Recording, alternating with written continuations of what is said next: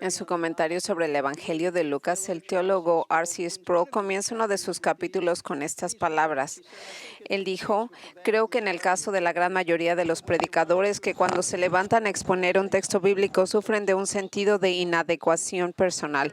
Eso es ciertamente para mí. En este texto, sin embargo, nos pone cara a cara con uno de los momentos más profundos que jamás haya tenido lugar. Tratar de sondear las profundidades de esto no solo es una tarea hercúlea, sino imposible. Ahora, el texto de las Escrituras del cual el doctor Sproul se refería era Lucas 9, del 9 al 28, y esta es la historia del momento en que Jesús fue transfigurado en una montaña alta. Y empezamos a estudiar este pasaje la semana pasada y hoy reanudamos nuestro estudio. Y así es como Lucas describe lo que sucedió cuando Jesús fue transfigurado.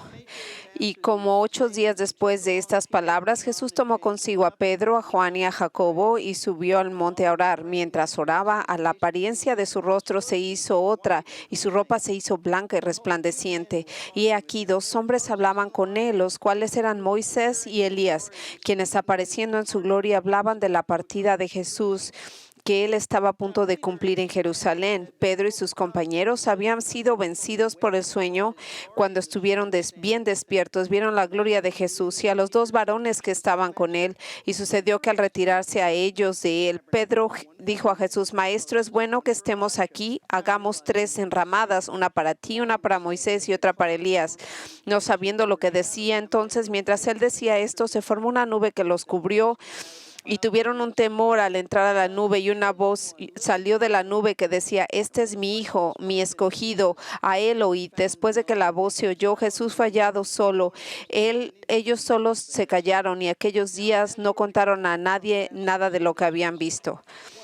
Así como usted recordará en el mensaje del domingo pasado, lo que precedió después de la transfiguración fueron las palabras que Jesús dijo en el versículo 27. En el versículo 27, antes de que nos digan acerca de la configuración, pero en verdad os digo que hay algunos que están aquí y que no gustarán de la muerte y verán el reino de los cielos. Ahora bien, pasamos mucho tiempo considerando el significado de estas palabras y llegamos a la conclusión de que en lugar de darles la promesa de estar vivos cuando Él establezca su glorioso reino en la tierra, aquí en la tierra, lo que Jesús estaba diciendo a estos era que algunos de ellos resultarían ser solo 3 discípulos, no morirían hasta que vislumbraran de la manera en la que Él se verá cuando regrese en majestuosa gloria para juzgar a los incrédulos. En otras palabras, ellos verían en una pequeña, una probadita de lo que será cuando Jesús regrese, cuando Él venga en su segunda venida y cuando regrese con todo el poder y la gloria de su reino. Y lo que afirma es que esta es la manera correcta para entender las palabras de nuestro Señor y el significado de su transfiguración. Es que si esto es exactamente como lo dijimos la semana pasada, que esto es exactamente como Pedro interpretó lo que dijo en el segundo de Pedro, del 1 al 18. Esto dijo Pedro cuando él está hablando del poder del regreso del Señor, cuando él habló de sus palabras, cuando él dice aquí, cuando nosotros entendemos aquí que Pedro, este es el momento correcto de entender ese momento, y como hemos visto que hay 3 de sus discípulos con los cuales compartió 3 de estas compartió con ellos 3 la transfiguración en este momento, y el propósito por lo que ellos hacía es para que les diera más fe y les fortalecieran su esperanza en Él, que Él era el Señor de gloria y que aparte de lo que Él iba a sufrir y la gente lo iba a negar, Él quería que ellos entendieran que aunque vinieran sufrimiento y pruebas difíciles en forma de persecución, vendrían exactamente en un modo en el cual ellos tendrían la paz y la fortaleza, cuando ellos recordarían exactamente quién es Él. Él es Dios, Él es el Dios de gloria. y recordando que no solamente como luz en ese momento, pero Él vendrá de nuevo y que va a haber un futuro maravilloso para aquellos los creyentes y que van a ser bienvenidos a la casa por el mismo Señor. Qué increíble es ese futuro para todos los creyentes después de sufrir, cuando sean recibidos en gloria. Pero cuando Él regrese de nuevo, Él va a regresar en poder, en gloria, para establecer su reino en la tierra.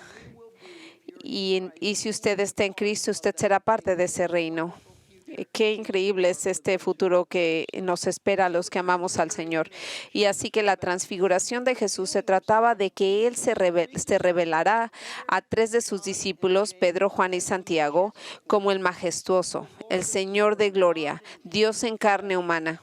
Y la forma en la que Él hizo esto fue por medio de 3 eventos específicos que ocurrieron en la montaña donde los había tomado, con cada uno de estos eventos diseñados para asegurar a los discípulos que Él era el exaltado Señor de gloria.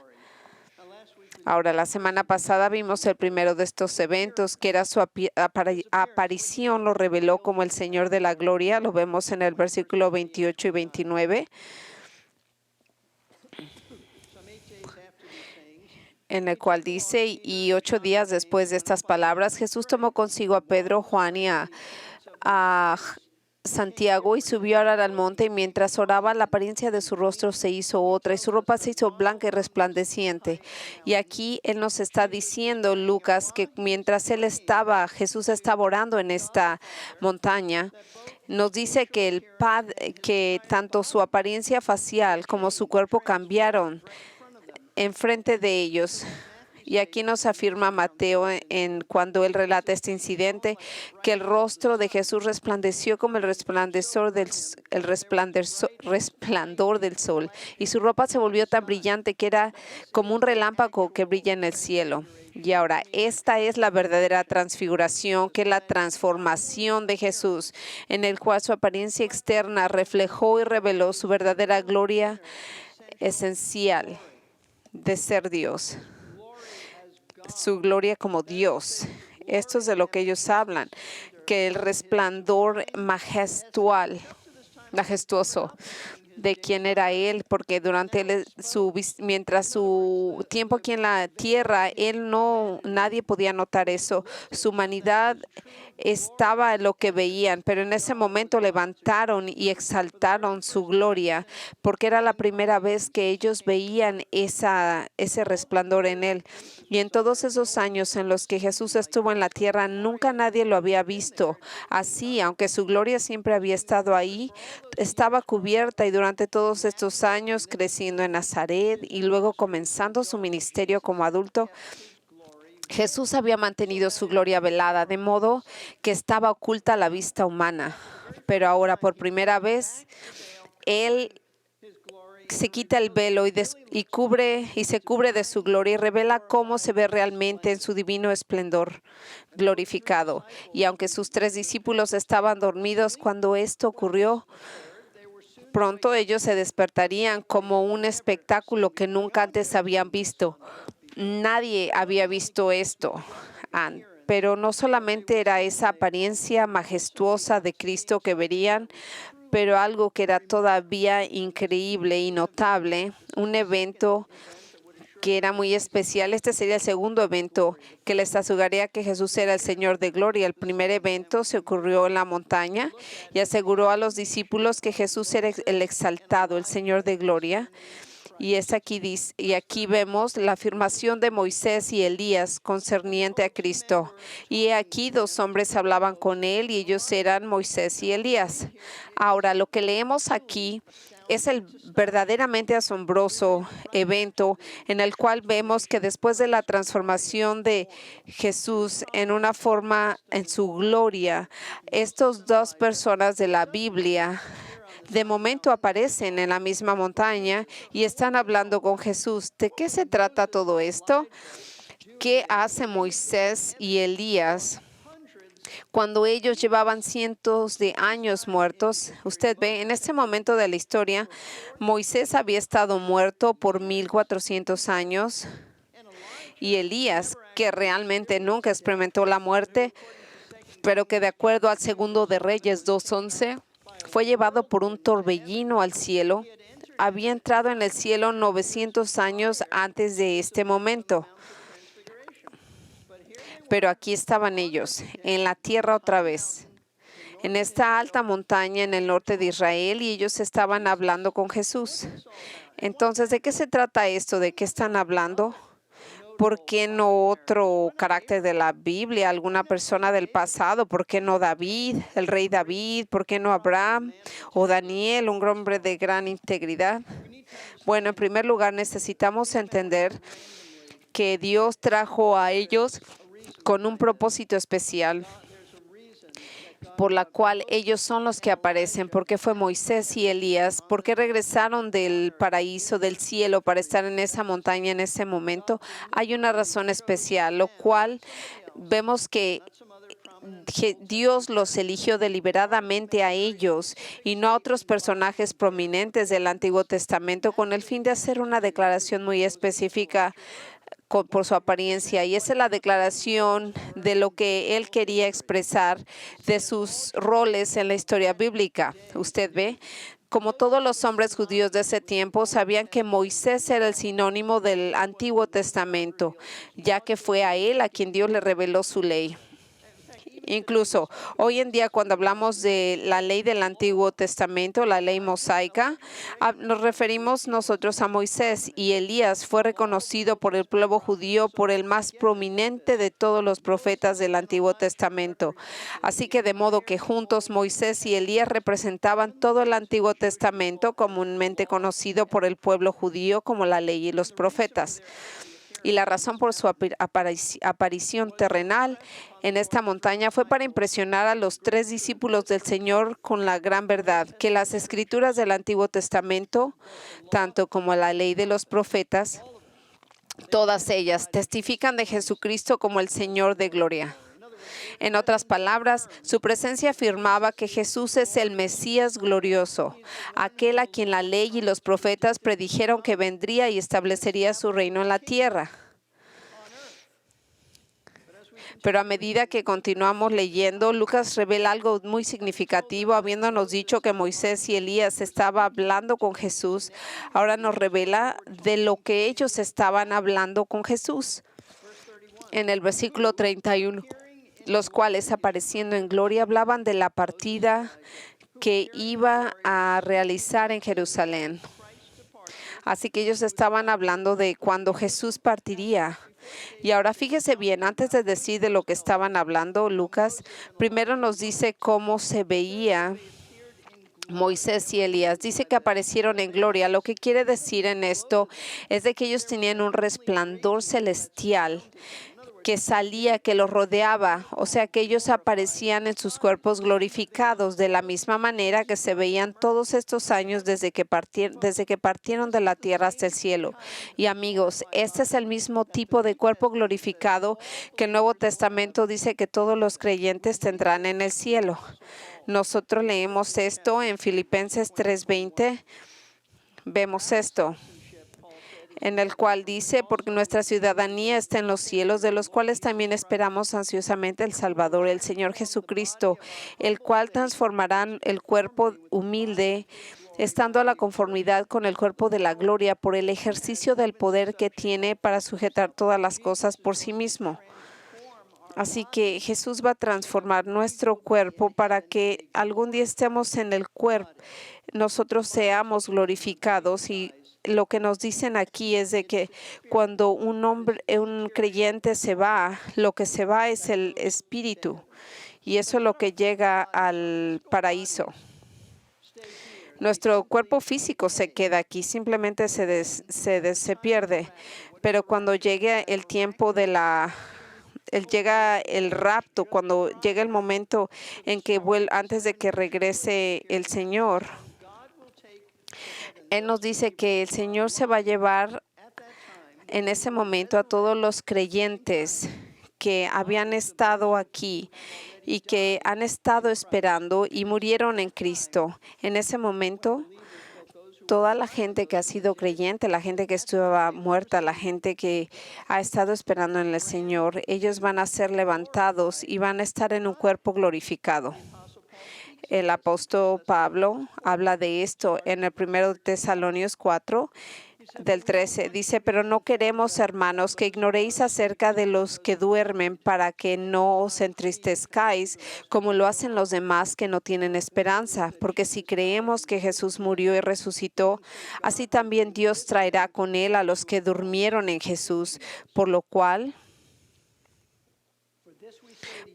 os decimos, esto es por la palabra del Señor, que nosotros los que estemos vivos y permanezcamos hasta la venida del Señor, no precederemos a los que durmieron, pues el Señor mismo descenderá del cielo con voz de mando y con voz de arcángel y con la trompeta de Dios, y los muertos en Cristo se levantarán primero, y entonces nosotros los que estamos vivos y permanezcamos seremos arrebatados juntamente con ellos en las nubes al encuentro del Señor en el aire, y así estaremos con el Señor por siempre.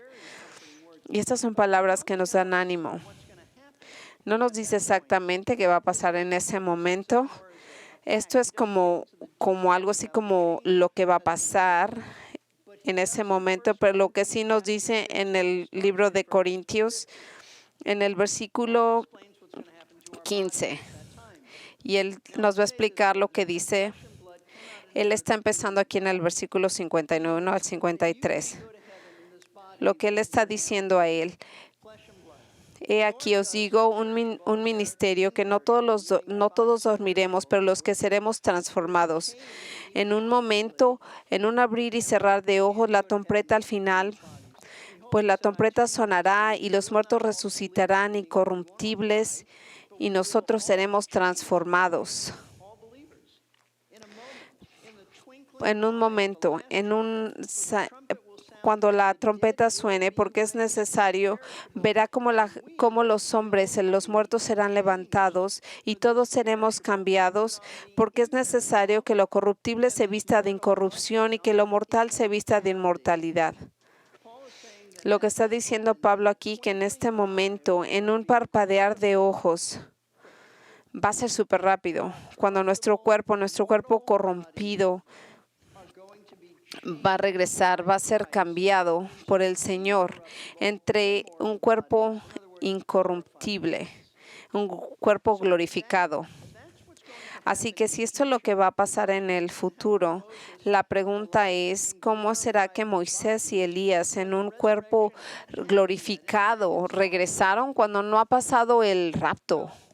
¿Por qué pasaría eso? Lo que no nos explica exactamente la Escritura, pero basado en diferentes versículos similares a estos que nos están hablando de la transfiguración de Jesús en la presencia de Moisés y Elías, nos indica que cuando nosotros vamos a morir, nosotros tenemos un cuerpo temporal y tiene el cuerpo glorificado, va a tener un resplandor. Y en el momento de la resurrección nos da nuestros cuerpos glorificados permanentes, los cuales los tendremos por toda la eternidad.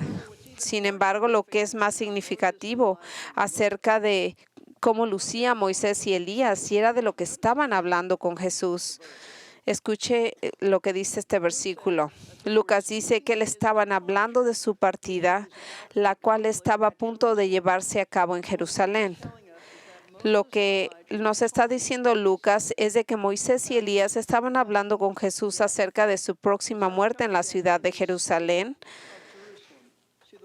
Y usted ve la palabra que están usando como partida es la palabra éxodo, que significa la salida del Señor de este mundo, que incluía no solo su muerte venidera, sino su resurrección y la gloria que se seguiría. Y le digo todo esto porque cada vez que el Señor hablaba de los discípulos acerca de su muerte, siempre incluía el hecho de que Él iba a resucitar de entre los mismos, lo que implicaba la exaltación en la gloria. De hecho, cuando Pedro habla de los sufrimientos de Cristo en el 1 de Pedro 1 al 11, incluye las palabras y las glorias vendrán. Y ahora bien, esto es muy importante que nosotros entendamos por qué es tan significativo acerca de Moisés y Elías, el profeta, que estuvieran hablando con Jesús acerca de su próxima muerte en Jerusalén y la gloria que vendría después. Hay una serie de razones muy importantes que nosotros tenemos que entender. Primero que nada, nos dice que porque la gente que estaba ahí en el cielo sabían acerca de la muerte de Cristo, y es importante para ellos porque nosotros entenderemos que Jesús moriría por sus pecados, así como los pecados de los elegidos, y esta es gente que está ahí en el paraíso. Ellos tenían la esperanza en el Señor y ellos habían muerto, pero venía Jesús a pagar el precio de la redención de ellos. Así que ellos vienen y ellos tomaban un interés vital en la muerte que venía de Jesús. Dijo John MacArthur, Moisés y Elías habían estado en la presencia de Dios desde su partida de este mundo, donde habían conocido y adorado a Jesús y entendido el plan de redención. Y en segundo lugar, el hecho de que fueran Moisés, el legislador, y Elías, representando a todos los profetas quienes estaban hablando con Jesús, afirma que Jesús es el cumplimiento de todas las profecías mesiánicas en las Escrituras del Antiguo Testamento. De hecho, esto es exactamente lo que él dijo así de sí mismo en Mateo 5:17. No penséis que he venido a abolir la ley de los profetas. No he venido a abolirla, sino a cumplirla. Él es el que cumple la ley del Señor. Pero de todas las razones por las que Moisés y Elías aparecieron en esta montaña hablando con Jesús acerca de su próxima muerte, la más significativa es que por su presencia Moisés y Elías y su conversación con Jesús acerca de su muerte estaban comunicando a los discípulos del Señor de Jesucristo no solo es que es divino y glorioso, el Señor de la gloria, sino aquel que estaba delante de ellos en brillante esplendor y gloria, era también el Mesías sufriente, el que sufriría, que pronto iría a morir en la ciudad de Jerusalén.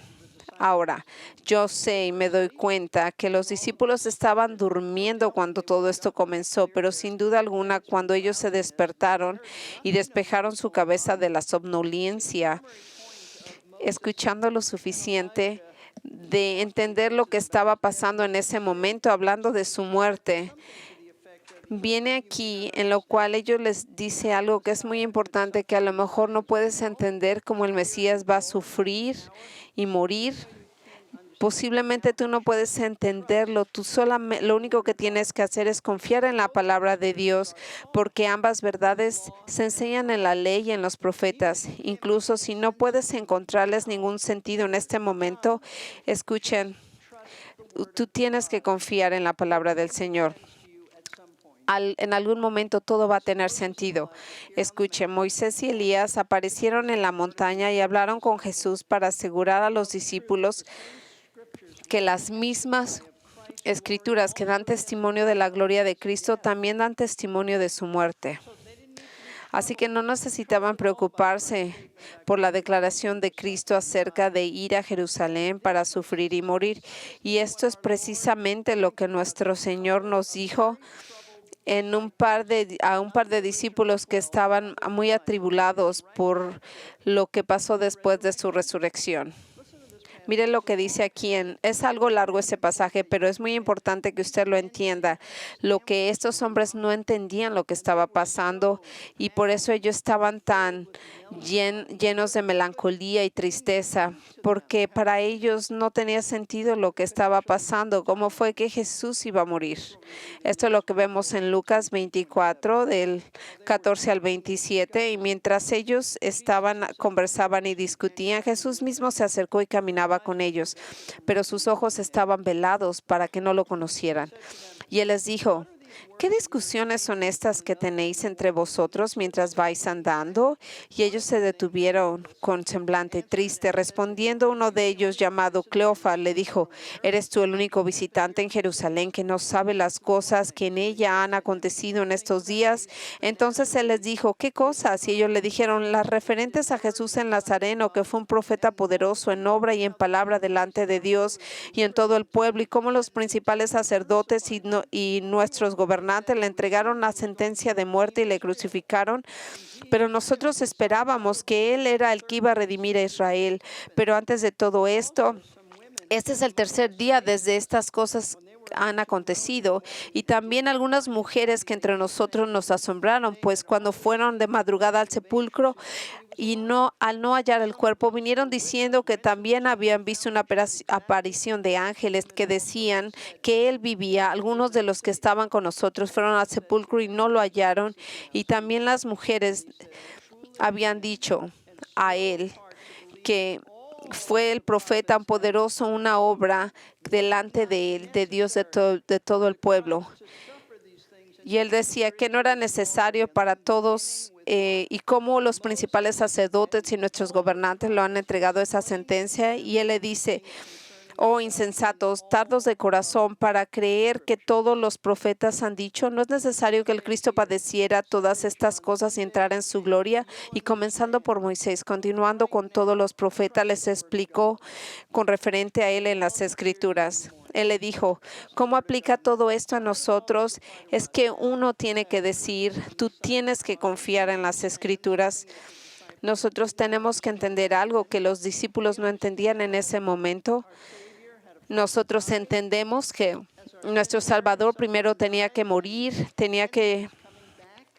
resucitó, y que estamos esperando a que Él regrese, estamos aquí esperando a que Él vuelva. ¿Y cómo aplica eso a nosotros? Bueno, esto aplica a nosotros porque aunque no entendamos lo que los discípulos tienen que decir, muchas de estas escrituras a lo mejor no tienen sentido, parecen misteriosas, parecen como que a veces hasta contradictorias, aunque no hay contradicción en la escritura.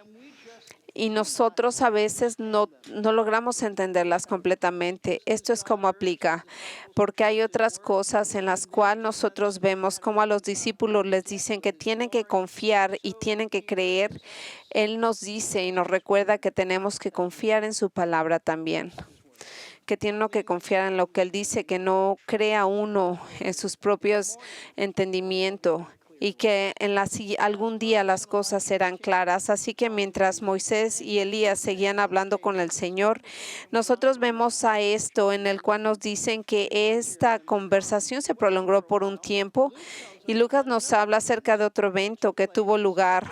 Este es un tercer evento que pasó, en el cual nos quería afirmar que Jesús era el Señor de gloria. Así que vio diferentes cosas. El primero fue su aparición, el segundo fue la afirmación de Moisés y Elías, y la tercera fue en el cual nos dice la aprobación del Padre. Pero Pedro y sus compañeros habían sido vencidos por el sueño cuando vinieron completamente despiertos y vieron la gloria de los dos hombres que estaban con Él.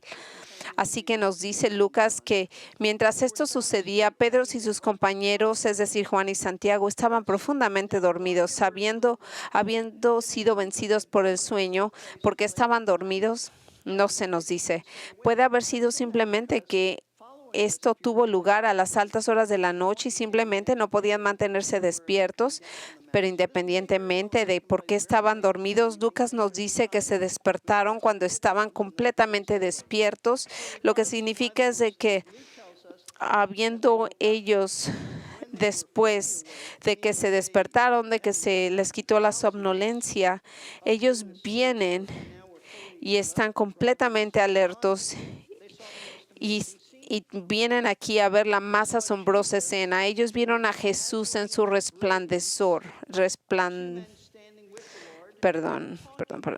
en su resplandor deslumbrante, y dos hombres de pie con Él hablándoles. Y en los siguientes versículos vemos y reconocen quiénes son estos dos hombres, que es Moisés y Elías. Ahora, tomemos un momento para pensar esta imagen. Usted se tiene que imaginar cómo fue que estos hombres del Señor sabían quién eran, que se trataba de Moisés y Elías.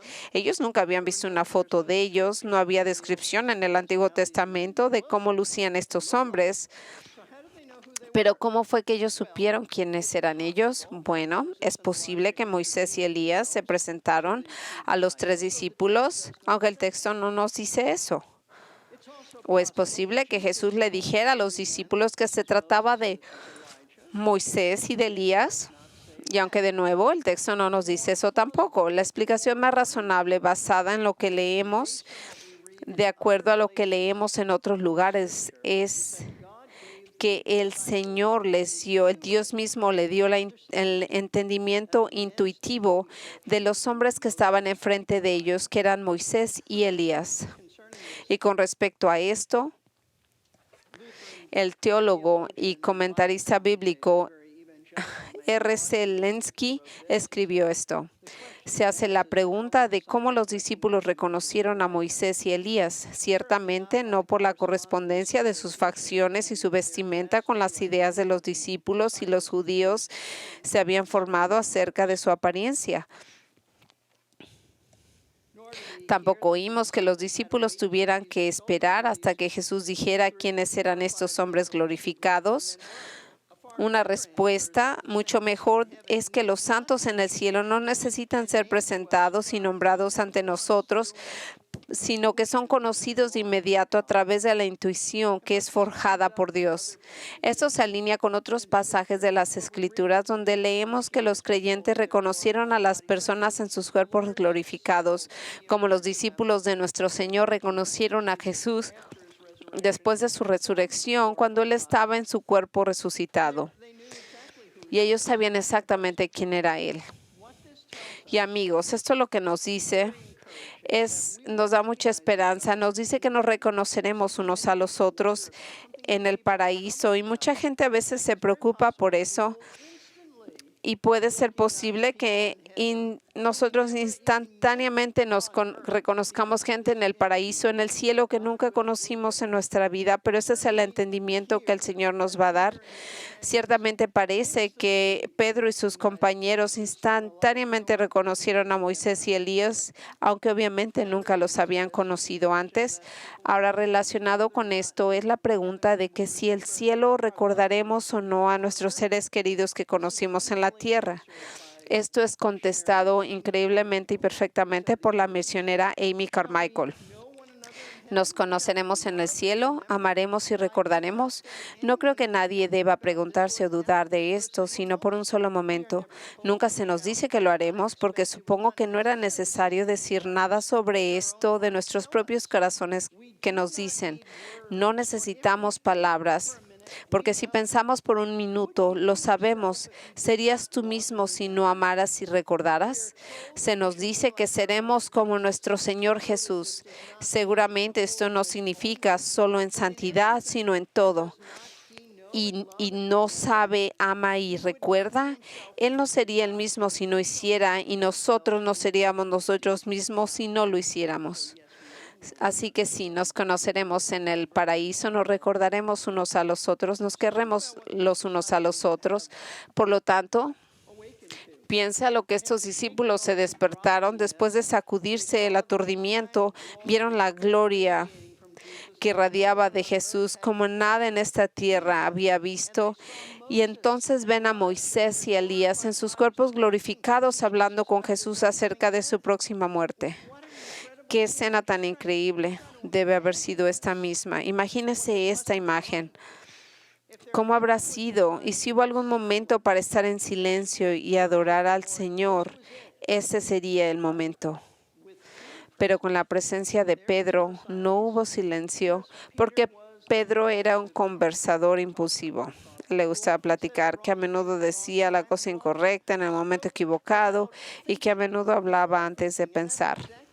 Y eso es precisamente lo que sucedió aquí, como vemos en el versículo 33, en el cual Lucas 9:33 dice: Pedro y sus compañeros habían sido vencidos por el sueño, pero cuando estuvieron despiertos vieron la gloria de Jesús con los dos varones que estaban con él. Pero ahora no sabemos cuánto tiempo pasó ahí Moisés y Elías hablando con Jesús, pero Lucas nos dice que cuando se iban para regresar al cielo, Pedro habló y le dijo al Señor que era bueno para ellos estar aquí, lo que indica cuánto estaban disfrutando que esta experiencia tan increíble. ¿Quién no le gustaría esto? ¿Quién no disfrutaría esta experiencia? Y esto es a lo que llamaríamos hoy una experiencia en la cima de la montaña. La experiencia de disfrutar la gloria de Dios y de estos dos gigantes bíblicos. ¿Quién no quisiera que esto continuara y verlo? Pero entonces Pedro hace una sugerencia muy tonta. Le sugiere al Señor que si él quisiera que él y sus condiscípulos pudieran construir 3 tabernáculos, es decir, 3 refugios o tiendas con ramas de árboles, uno para él, uno para Moisés y otro para Elías. Y ahora bien, ¿por qué querría Pedro construir refugios para Jesús, Moisés y Elías? Es porque sabiendo que Moisés y Elías se estaban preparando para irse, Pedro no quería que se fueran. Quería prolongar esta maravillosa experiencia y ciertamente podemos entender por qué Pedro dijo esto. Como dije, ¿quién no querría continuar esta experiencia espiritualmente elevada en la cima de la montaña? Algo así. Especialmente si Moisés y Elías estaban involucrados. No es como que todos los días usted tiene esa oportunidad y muy posible podría ser que Pedro también quisiera prolongar esta experiencia para tratar de evitar que Jesús fuera a Jerusalén a morir. Y esto es exactamente lo que el Señor dijo que iba a suceder. Y eso es lo que dijo en Lucas 9:22. Es necesario que el Hijo del Hombre padezca mucho y sea rechazado por los ancianos, por los principales sacerdotes y los escribas, que sea muerto y resucitado al tercer día. Esto tenía que suceder, la muerte de Cristo. Él debería de sufrir así. Y eso es precisamente la razón por la que la sugerencia de Pedro de construir tiendas para evitar lo inevitable no fue solo insensata y equivocada, sino que al final del versículo 33 leemos que decía que Pedro no sabe de lo que hablaba. Él estaba hablando en contra de la voluntad de las profecías y de Jesús que predecían que nuestro Mesías iba a morir. Él no sabía de qué hablaba. Y ahora hay algo muy importante, un sentido muy importante en el que Pedro se equivocó al tratar de evitar que Moisés y Elías se fueran. Verá, estos hombres, aunque eran gigantes de la fe y ahora parecerían impresionantes cuerpos radiantes y glorificados, seguían siendo hombres. Eso es todo. Solo meros humanos en una misión temporal de Dios para honrar a Cristo y darle honor y gloria al único que tiene que ser elevado y glorificado. En frente de estos 3 discípulos que Jesús tiene en su presencia, en lo cual Él dice que Él es el que completa todas las profecías. Pedro estaba aquí y estaba haciendo gran alarde de que estaba ahí Moisés y Elías, pero él se debió haber enfocado en Jesús, porque Jesús era el Mesías, Él era el principal, era el Señor de gloria, Él es Dios, no estos dos hombres, no para nada. Y como Pedro no lo entendió, entonces viene el mismo Dios el Padre interviene y muy claramente se dirige a Pedro y a los otros discípulos que Cristo es aquel que debe de ser el centro de su atención. Fíjense en lo que dice en el versículo 34. Entonces, mientras él decía esto, se formó una nube que los cubrió y tuvieron temor al entrar en la nube. Lo que leemos aquí es que mientras Pedro estaba hablando, se formó una nube que comenzó a cubrirlos. Ahora bien, esa no era una nube ordinaria. Mateo se refiere a ella como una nube brillante y era más brillante que cualquier nube que hubieran visto, más que una nube que usted y yo algún día hayamos visto, porque estaba llena de la presencia de Dios. Es una presencia visual en la cual se veía la presencia del Señor, la cual guió a los hijos de Israel en las peregrinaciones en el desierto, una nube de día, un pilar de fuego por noche. Y con respecto a esta nube de gloria que los cubrió en la montaña, el maestro de la Biblia, Ken Hughes, escribió esto.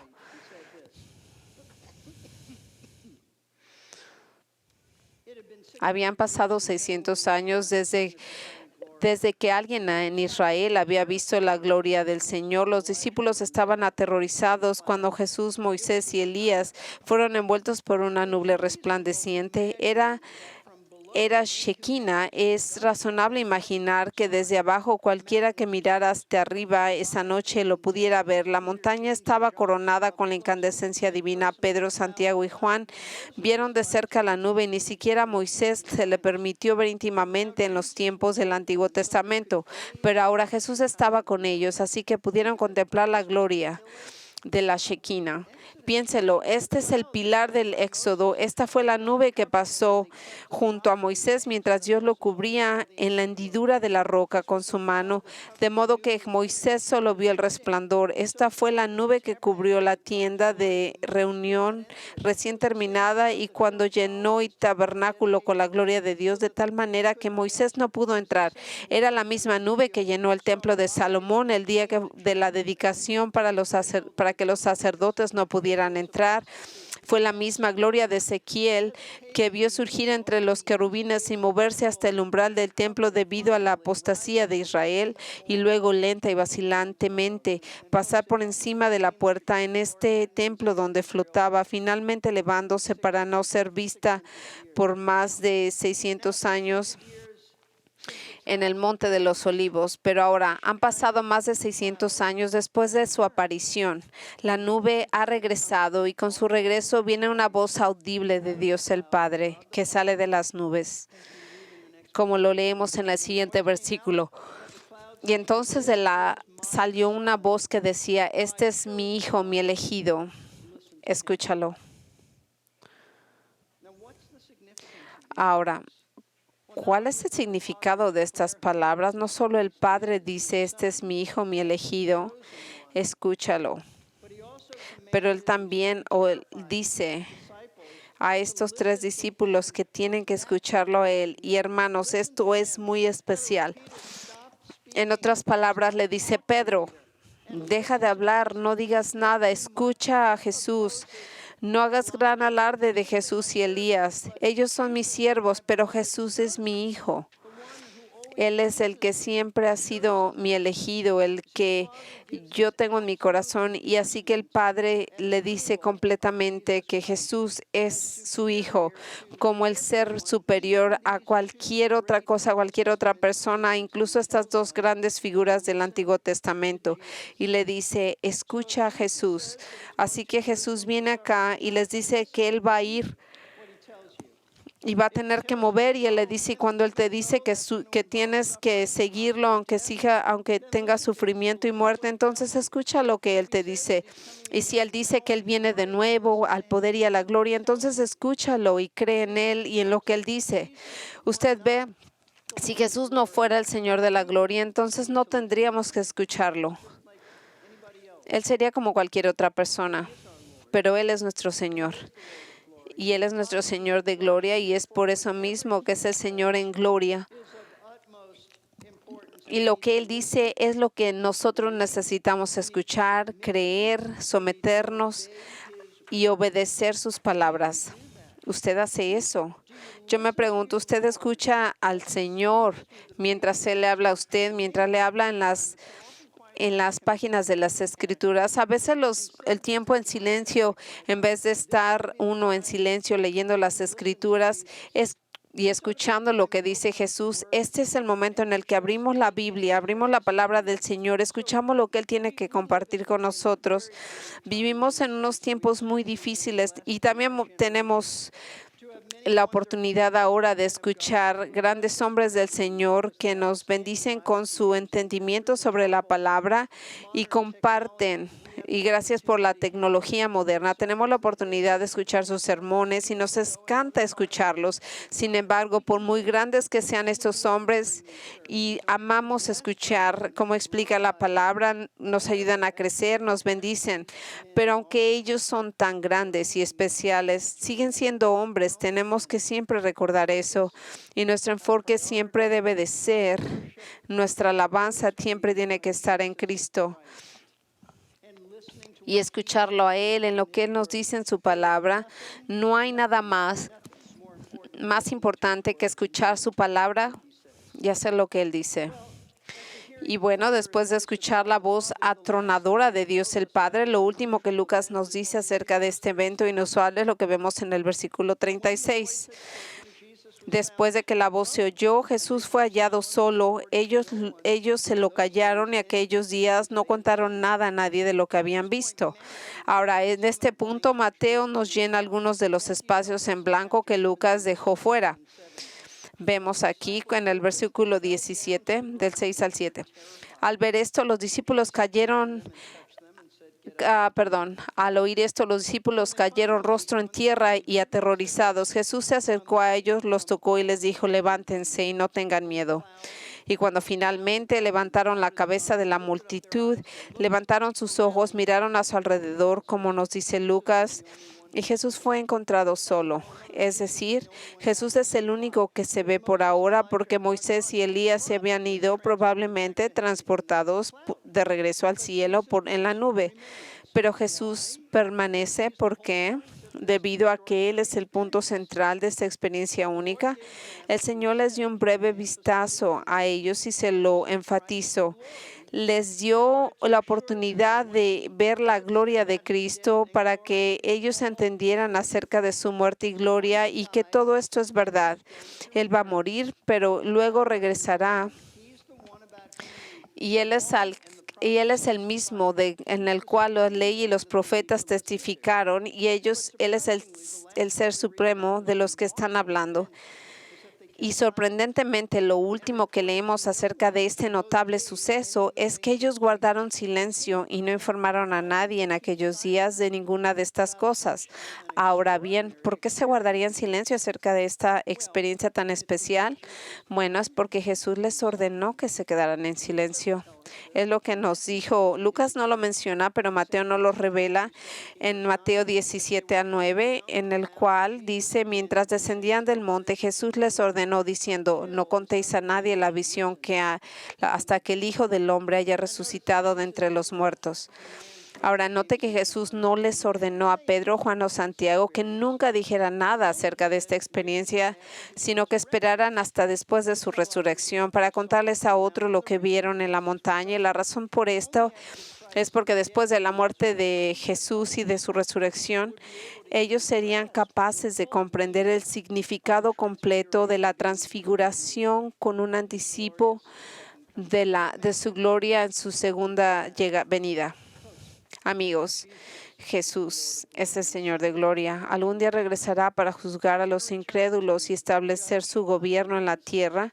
Él juzgará a los no creyentes, establecerá su reino aquí en la tierra. ¿Está usted listo para eso?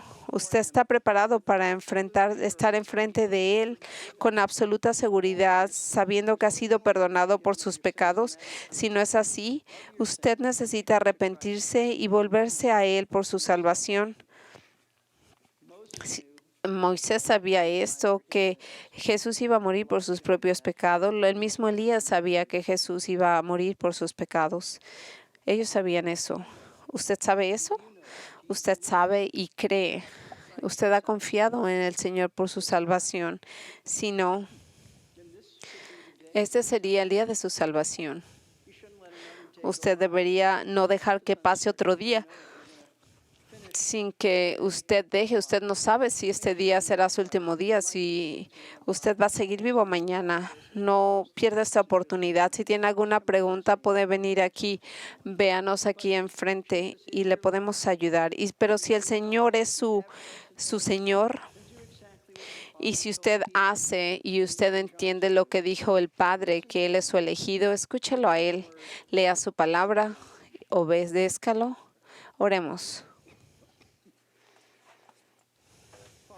Padre, te agradecemos por este increíble pasaje de la Escritura que nos habla acerca de las diferentes cosas que son increíbles y que por todo lo que nos ha revelado el Señor, por todo lo que nos dice que es tu verdad. Y Padre, nosotros te pidamos que nos des el entendimiento, que nosotros podamos, mientras amamos a otra gente, a otros gente de la iglesia, de que hasta diferentes predicadores que nosotros seguimos, que entendamos que ellos nunca van a ser ni van a poder ellos reemplazar lo que dice las hojas de la Biblia. Ayúdanos que tú seas todo lo que busquemos, que Jesús sea la persona, seamos lo que nosotros buscamos, la voz que seguimos, y que podamos seguir nosotros al Señor a través de los días, de que nosotros podamos a través del día hablar contigo, buscar tu palabra, de tu sabiduría. Oramos, Señor, por aquellos que no te conocen, de que sea este día en el que hoy finalmente la gente esté tan cansada de sus corazones tan rebeldes, que ellos se cansen y que vengan y dejen su pecado y que regresen a ti. Y te pedimos todo esto de un modo muy especial. Todo esto lo oramos en nombre de Jesucristo, nuestro Señor. Amén.